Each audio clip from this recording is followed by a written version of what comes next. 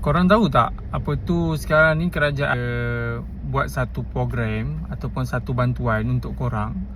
Nama program tu, bantuan tu My Kasih.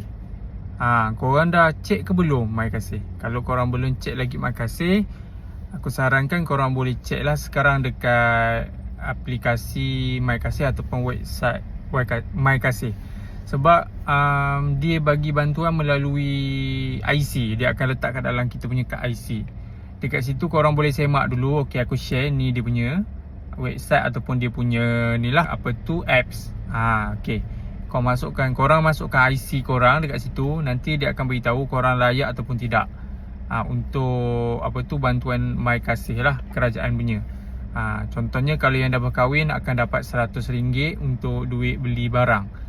Dan apa barang-barang yang boleh beli tu dekat My Kasih tu memang ada. Dan juga apps My Kasih pun dia ada bagi tahu juga dekat kedai apa yang boleh, dan dia bagi tahu lokasi dekat mana untuk korang boleh beli gunakan duit daripada kerajaan bagi tu. Dan tak silap aku, kalau bujang pun dapat juga dalam 50 macam tu.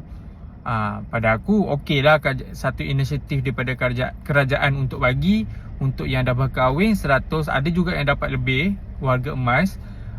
Berkahwin, warga emas, bujang, kan?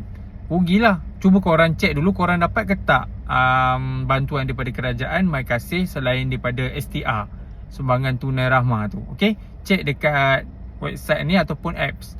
Masukkan IC korang.